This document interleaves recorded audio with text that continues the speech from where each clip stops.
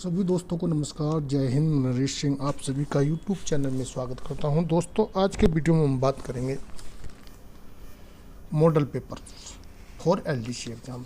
अभी head constable का कुछ लोगों का छोड़ के सभी का फिजिकल हो गया है और सिर्फ JNK में जो तैनात हैं उन जवानों का फिजिकल नहीं हुआ है। उसका एक कारण था कि यहाँ पर जो है DDC का चुनाव चल रहा है और वह 18 तारीख को ख़त्म होगा, 22 को उसकी गिनती होगी। उसके बाद जो है 1 तारीख यहाँ पर 4 तारीख से नेक्स्ट सभी का फिजिकल हो जाएगा। दोस्तों, मैं आपको बताना चाहता हूँ जिन लोगों का फिजिकल पास हो गया है अब उनका सिलेक्शन सिर्फ आपके रिटिन में जितनी भी मेहनत आप करेंगे उसके आधार पे होगा, जो जितने नंबर, क्योंकि फिजिकल के बाद वो कोई ऐसा इवेंट नहीं है जिस पे ज़्यादा से ज़्यादा लोग आउट होंगे। मेडिकल आपका सभी ऑलरेडी मेडिकल में सेव 1 होते हैं और फिर आपका जो है रिटन में ही ऐसा पार्ट है जो आपको पास करना होगा। सबसे पहले तो आपको जो तीनों पार्ट्स हैं, professional, GK, GS, reasoning and आपका हिंदी वाला, तीनों में 45% आपको पास के लिए होना है। फिर आपके मैं बता दूं 160 में से जिस भी कार्मिक के 100 नंबर से या 100 नहीं 110 से कम होंगे तो उसका तो मुश्किल है। आप कम से कम 120 से 130 के बीच में नंबर लाने की कोशिश करें, तो जिनका इतना नंबर आएगा उनका सिलेक्शन 100% श्योर माना जाएगा। तो दोस्तों, उसी आधार पर अभी तक हमने आपको बहुत सारी वीडियो प्रोवाइड कराई, प्रोफेशनल से, GK, GS, मैथ, रीजनिंग से, हिंदी से। लेकिन अभी के जो मॉडल पेपर्स होंगे इसमें टोटल 160 क्वेश्चन जिस प्रकार आपको एग्जाम में पूछे जाएंगे उसी के होंगे। लेकिन इसमें क्या होगा, 32 एक वीडियो में होंगे, 32 करके एक ही मॉडल पेपर को 5 वीडियो में पूरा किया जाएगा। 32 में भी GK, GS और रीजनिंग और मैथ और साथ ही इसमें प्रोफेशनल के भी होंगे। तो चलते हैं क्वेश्चन नंबर 1 पे। क्वेश्चन नंबर 1 है, लीड क्या है? A है फर्जी लाइन ऑफ साइट, B है फर्जी इमेज ऑफ टारगेट, C है फर्जी टारगेट, D है उपरोक्त में से कोई नहीं। तो लीड बोला जाता है फर्जी इमेज ऑफ टारगेट को। जब हम फायरिंग की प्रैक्टिस करते हैं तो एक हम फर्जी इमेज ऑफ टारगेट बनाते हैं, तो उसी को हम लीड बोलते हैं। प्रश्न नंबर 2 है, फायरिंग के हिसाब से टारगेट कितने प्रकार का होता है? A में दिया चलता हुआ टारगेट, B में दौड़ता हुआ टारगेट, C में बहुत तेज दौड़ता हुआ। जब जवान दुश्मन को देखता है तो दुश्मन को देखने के बाद जवान के मन में 2 चीज़ें आती हैं, एक तो दुश्मन होता है चलता हुआ, एक दौड़ता हुआ, एक बहुत तेज दौड़ता हुआ। तो फायरिंग के हिसाब से तीनों प्रकार के होते हैं, D ऑप्शन राइट होगा। प्रश्न नंबर 3 है, रिमाइंडर का वर्णन स्थापना मैनुअल के किस पैरा में दिया गया? तो दोस्तों, जो रिमाइंडर यानी कि सीनियर ऑफिसर से जूनियर ऑफिस को या जूनियर ऑफिसर से भी कभी सीनियर ऑफिसर को रिमाइंडर आता है, यानी कि कोई भी डिटेल पूछी जाती है, किसी का जवाब पूछा जाता है, तो जब उसका जवाब नहीं मिलता तो उसका वर्णन जो है स्थापना मैनुअल में दिया गया है। इसमें A में दिया 5.7 पैरा में, B में 5.15 पैरा में, C में 5.9 में। यह उपरोक्त सभी गलत हैं।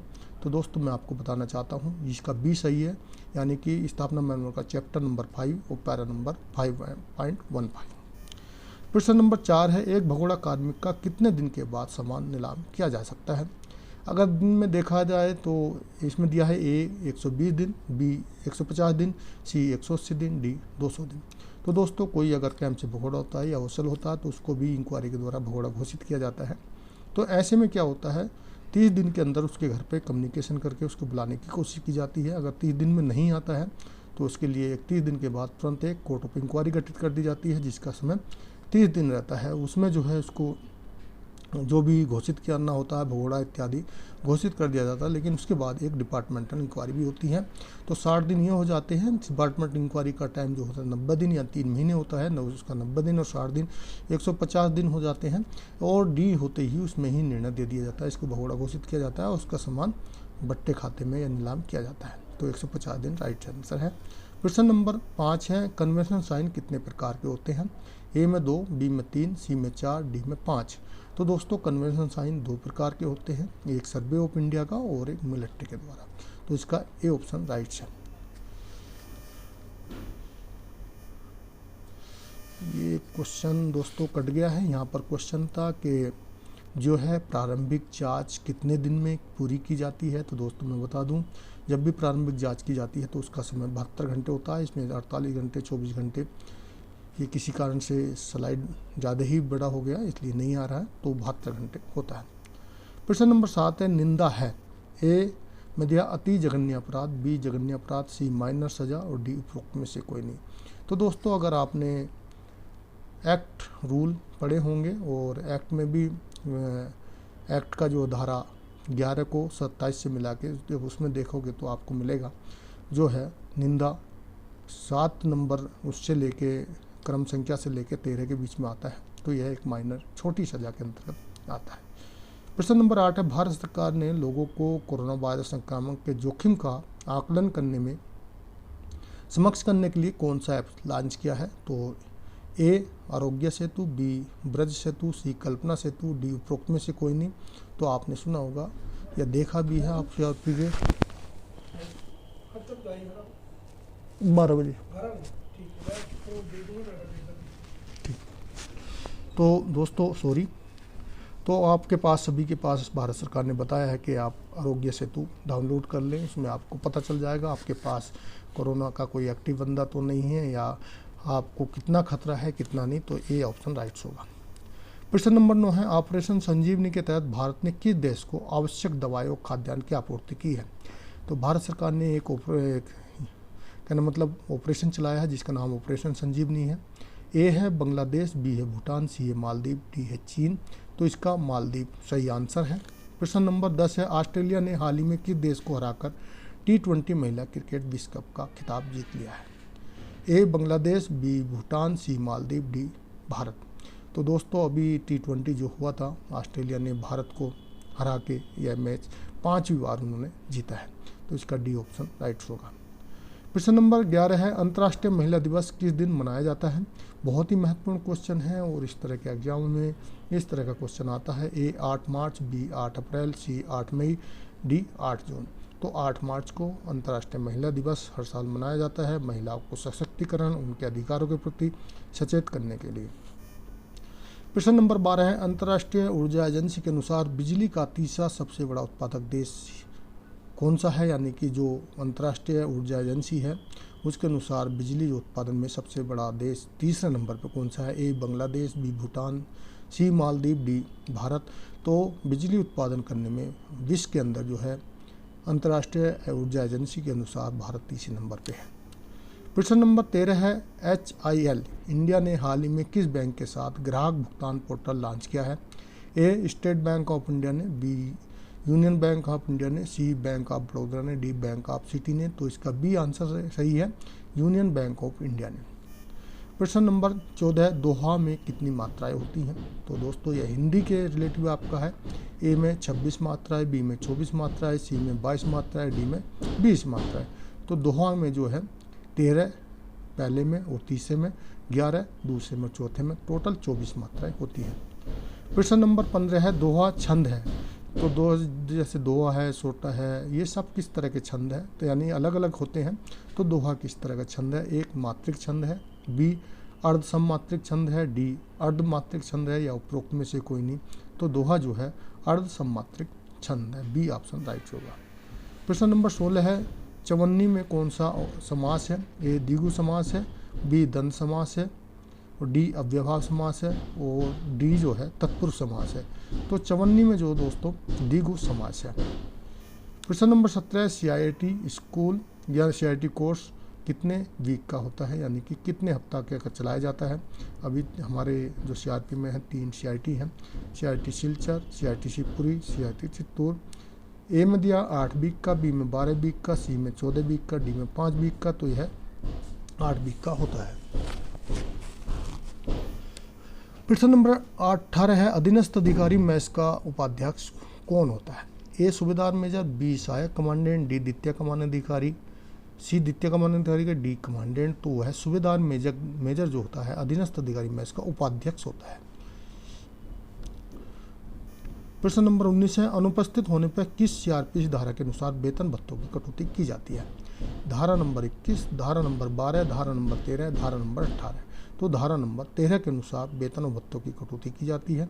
कोई व्यक्ति वेसल से यानी कि जो अपना छुट्टी गया था उससे लेट हो जाता है, या भगोड़ा होकर वापसी आता है तो उस समय लेट हो जाता है, या फिर कोई सभी सामान की टूट फूट कर देता है, तो सबकी वेतन भत्तों में जो कटौती की जाती है धारा 13 के अनुसार की जाती है।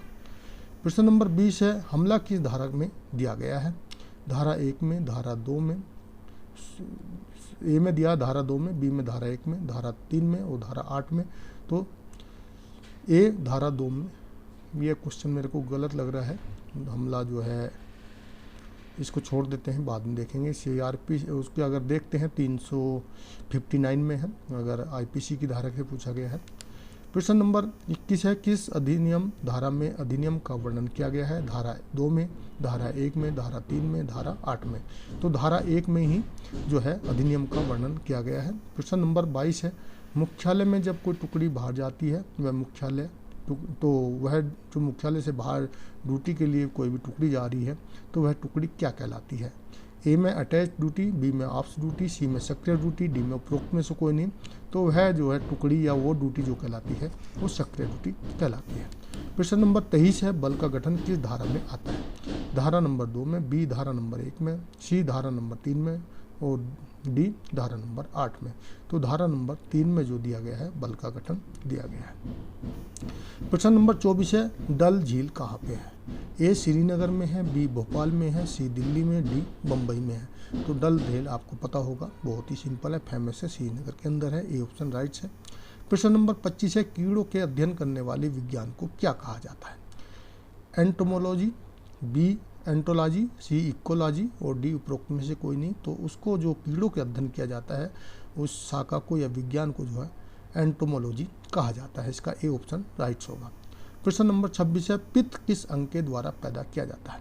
ए हृदय के, बी किडनी के, सी यकृत के, डी मूत्राशय के। तो दोस्तों यकृत के द्वारा किया जाता है। प्रश्न नंबर 27 है, ज्ञानपीठ पुरस्कार प्राप्त करने वाली पहली महिला कौन थी? यानी कि ज्ञानपीठ पुरस्कार जो शुरू हुआ था 1965 में, उसमें बहुत सारे, तो लेकिन पहली महिला ए बिमला देवी, बी संतोष देवी, सी आशा देवी, डी आशा पूर्ण देवी। तो इसका डी ऑप्शन राइट है, आशा देवी। दोस्तों मैं एक चीज़ और बताना चाहता हूँ आपके लिए, मैंने पहले एक प्रोफेशनल का बुक बनाया, काफ़ी लोगों ने उसको लिया और मेरे को लगा होगा कि आप लोगों ने उसका फ़ायदा भी उठाया होगा, और जितना कोशिश हो सकता था मैंने अच्छे से अच्छे बनाने की कोशिश किया। उसके बाद मॉडल पेपर्स भी अभी मैं आपको बता रहा हूँ, एक कोर्स पूरा LDC का, उसमें काफ़ी समय लग रहा है, बनाया जा रहा है, जिसमें दोस्तों इस कोर्स में जो पूरा कोर्स है इसमें आपका LDC का जो प्रोफेशनल बुक है, पहला वाला बुक जो है उसमें थोड़ा सा मॉडिफाई कर दिया गया है। यानी कि चीज़ों को अभी जो मैंने, जैसे आपका अगर इंस्टीट्यूट्स हैं तो पहले इंस्टीट्यूट का नाम दिया है, थोड़ा उनमें संक्षेप में दिया गया, फिर उनसे क्वेश्चन आंसर बनाए गए हैं। फिर उसके बाद जो है मॉडल पेपर्स बुक भी है उसमें होगी, और मैंने जो 100-150 वीडियो बनाई है उनका वीडियो भी इसमें कोर्स में शामिल किया गया है, और उन भी सभी जो यूट्यूब पे वीडियो हैं उनका PDF आपको इस कोर्स में मिल जाएगा। वीडियो का PDF सभी को आपको मिलेगा इस कोर्स के अंदर। मॉडल पेपर्स जितने भी हैं उनका भी आपको वीडियो मिल जाएगा, और उसका भी एक तो आपका मॉडल पेपर बुक है, एक उसके अलावा जो मॉडल पेपर का मैंने PPT बना के आपको यूट्यूब पे, तो उसका भी आपको PDF मिलेगा। और जो GK के 600 क्वेश्चन जो पिछले एक साल में महत्वपूर्ण हैं उनका एक आपको इसमें दिया जाएगा GK, और GS में जो आप ज़्यादा क्या किस से टॉपिक से क्वेश्चन आते हैं उनको अलग सॉर्ट आउट किया गया है। अगर GK GS देखा जाए तो आप ऐसा है, बहुत बड़ा एक मैटर है, लेकिन इसमें कोशिश की गई है पिछले पेपरों को देख के कौन कौन से, जैसे मान लिया आपका एक नित्य से आता है, एक आपका गुफाओं से आता है, एक आपका कैबिनेट से आता है, या आपका कोई भी एक क्वेश्चन जो है नदियों से आ जाता है, एक आपका जो है भाषाएं जो हैं, जो संविधान में सूचियां हैं उनसे किसी भी क्या नाम, एक सूची से क्वेश्चन पक्का पूछता है। इस तरह करके जो टॉपिक पहले से आते हैं उनको छांटा गया है।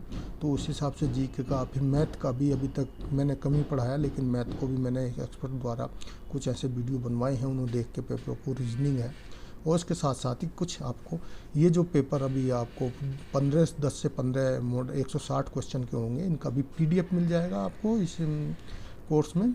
और इसके साथ ही आपको ये इसका मॉक टेस्ट भी, आपको अपना लेवल भी पता चलेगा कि मॉक टेस्ट में हम कितना कर पा रहे हैं। अगर आप 120 से 160 में कर पा रहे हैं तो समझ लो आपका तैयारी अच्छा है। आपको मॉडल के कहने मतलब एक डेमो के टाइप पे दिया जाएगा एक पेपर पहले, और नहीं तो उसको आप जब ये ख़रीदेंगे ये पूरा सेट तो उसमें आपको पूरे 15 सेट कोशिश की जाएगी, और उसको पढ़ने से पहले आप पढ़ लेंगे तो आपको ऐसा लगेगा कि आप जो अच्छे से एग्ज़ाम पास कर पाएंगे और अच्छे नंबर प्राप्त कर सकते हैं। दूसरा दोस्तों ये भी है, आपको कोई डाउट होता है तो जो हम उसमें कुछ बुक जो है प्रोवाइड कराएंगे। जैसे मान लिया आपको मैनुअल से कुछ डाउट्स है GCN बटालियन मैनुअल से, तो GCN बटालियन मैनुअल भी वहाँ पर प्रोवाइड होगा। जैसे आपको दूसरा मैनुअल है या स्थापना मैनुअल है, उसमें आपको कोई डाउट्स है उसके रिलेटिव भी वहाँ पर आपको कुछ पूरा मैनुअल तो नहीं दिया जाएगा, लेकिन उसके जो पैराज हैं उनको भी वहाँ पर आपको प्रोवाइड कराया, यानी कि आप अपना डाउट कर सकते हैं। जैसे पूरे वो तो आपको पता ही है, जितने भी फॉरम नंबर हैं वो सब बुक में ऑलरेडी, या जितने भी आपके एक्ट रूल हैं सभी मैंने बुक में, फिर भी आपको अलग से और भी पूरा अगर कोई भी आपको क्वेश्चन में डाउट है तो वो उसी प्लेटफॉर्म पे मिल जाएगा जिसमें आप डाउट क्लियर कर सकते हैं। प्रश्न नंबर 28 है, विश्व का सबसे सूक्ष्म स्थान कौन सा है? ए अटामाका मरुस्थल चिली में, बी सहारा मरुस्थल चिली, सी थार मरुस्थल भारत का, उपरोक्त में से कोई नहीं। तो इसमें से उपरोक्त में से कोई भी नहीं है सर। प्रश्न नंबर 29 है, विश्व प्रशंसा दिवस किस दिन मनाया जाता है? ए 20 मार्च को, ए 20 मार्च को, बी 20 अप्रैल को, सी 10 मार्च को, डी 10 अप्रैल को। तो इसका ए राइट आंसर है 20 मार्च को। प्रश्न नंबर 30 है, रजनी बत्ती जलाकर अपने कमरे में पढ़ रही है। उस जो यह उक्त वाक्य है इसमें अक्रम क्रिया है, कौन सा शब्द जोड़ने से यह सकर्म क्रिया बन जाएगी? ओढ़नी, समाचार पत्र, सी मेज और डी चुपचाप। तो इसमें दोस्तों अगर समाचार पत्र जोड़ देंगे तो जैसे रजनीश बत्ती जलाकर अपने कमरे में समाचार पत्र पढ़ रही है, तो यह अक्रम की जगह सकर्म बन जाएगा। आप अक्रम और सकर्म के बारे में थोड़ा मैंने एक वीडियो बनाया है, सिर्फ उसको एक बार पढ़ लेंगे तो आपको पता चल जाएगा कि सकर्म में 3 चीज़ होती हैं, जबकि अक्रम में कर्ता क्रिया और वो होता है। तो इस तरह से आप उसको देखने से तुरंत पता चल जाएगा। प्रश्न नंबर 31 है, क्रियाओं के जिस रूप में कर्ता की प्रधानता हो उस वाक्य को क्या कहा जाता है? तो क्रिया के जिस रूप में कर्ता की प्रधानता हो उस वाक्य को भाववाचक कहा जाता है, या क्रमवाचक कहा जाता है, या सी कर्तवाचक कहा जाता है, कृत्यवाचक कहा जाता है। तो इसका ये भाववाचक कहा जाता है। प्रश्न नंबर 32 और लास्ट है आज के वीडियो का, इसके वीडियो का मॉडल पेपर 1 के पार्ट 1 का, क्रिया के जिस रूप में क्रम की प्रधानता होती है उस वाक्य को क्या कहा जाता है? ए भाववाचक, बी क्रमवाचक, सी कृत्यवाचक, डी दोनों में कृत्यवाचक हो गया, तो इसका बी है क्रमवाचक। तो दोस्तों आज की वीडियो में इतने ही क्वेश्चन थे। वीडियो अच्छा लगा तो वीडियो को लाइक कर दें, दोस्तों को शेयर कर दें, चैनल को सब्सक्राइब कर दें, साथ में लगी बेल आइकन को भी दबा दें। दोस्तों एक बात और कहना चाहूँगा, वीडियो अच्छा लगता है तो लाइक करें, लेकिन कमेंट्स में भी इस पर लिख दें ना जो भी आपको लगता है थोड़ा नाइस या गुड, तो और अच्छा लगता है मेरे को। दोस्तों कमेंट्स बहुत कम आते हैं, तो आपसे गुजारिश है कमेंट्स भी करें। साथ ही आप इसको अगर पढ़ना चाहते तो मेरी वेबसाइट पे भी आपको ये मिल जाएगा, ldcnetexam.com पे। ये मेरा व्हाट्सअप नंबर है वीडियो देखने के लिए। थैंक यू, धन्यवाद।